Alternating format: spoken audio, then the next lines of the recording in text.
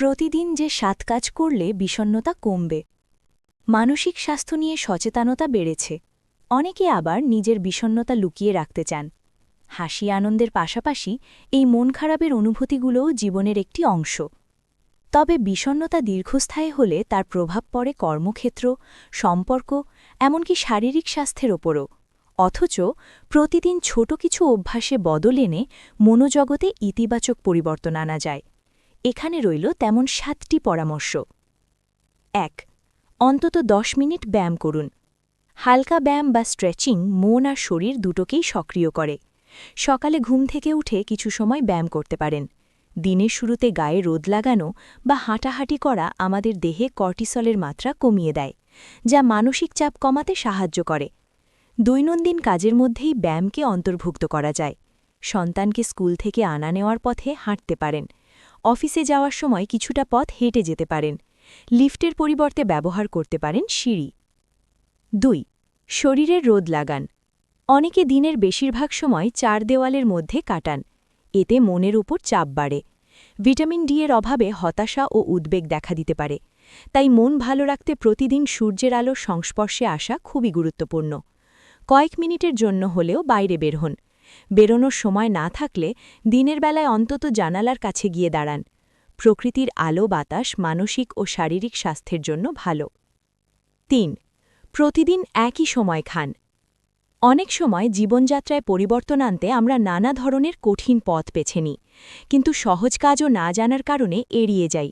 এই যেমন শুধু সঠিক সময় খাবার খাওয়ার মাধ্যমেও বড় পরিবর্তন আনা সম্ভব। ব্রিটিশ মনোবিজ্ঞানী ডাক্তার মার্থা ডেইরোজ কোলাডো বলেন, প্রতিদিন ডিনারে বাড়িতে রান্না করা খাবার একই সময় খেতে চেষ্টা করুন। এই ধারাবাহিকতা মানসিক স্বাস্থ্যে ইতিবাচক প্রভাব ফেলবে। ৪. প্রকৃতির কাছাকাছি থাকুন। ইট পাথরের শহরে প্রকৃতির সান্নিধ্য পাওয়া কিছুটা কঠিন বটে, তবে চাইলে বাড়ির পাশের কোনো পার্ক বা ছাদবাগানে কিছুটা সময় কাটাতে পারেন।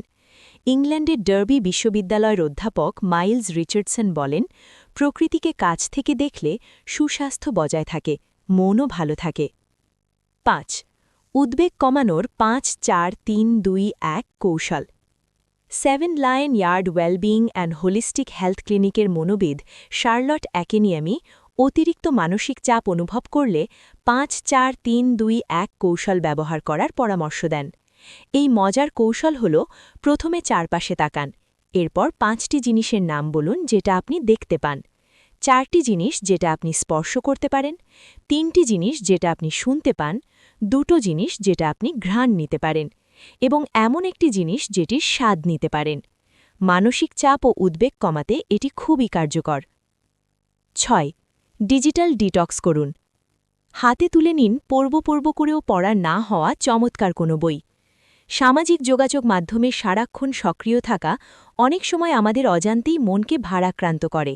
সেখানে যেহেতু মানুষ জীবনের ইতিবাচক বিষয়গুলো দেখাতেই বেশি পছন্দ করে, তাই অন্যের জীবনের সাফল্য বা আনন্দ দেখে নিজের জীবনকে ছোট মনে হতে পারে, জন্ম নিতে পারে হীনমন্যতা।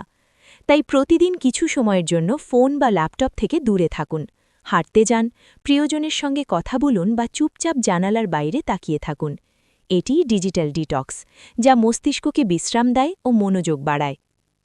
৭. ছোট সাফল্যগুলো উদযাপন করুন। আপনি নিজের জন্য ছোট কিছু লক্ষ্য সেট করুন, এরপর সেগুলোতে সফল হতে চেষ্টা করুন।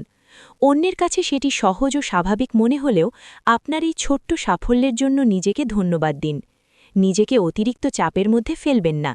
নিজের ছোট সাফল্যগুলো উদযাপন করুন, এতে মন চাপমুক্ত হবে, নতুন কাজে অনুপ্রেরণা পাবেন। সূত্র: হ্যালো ম্যাগাজিন।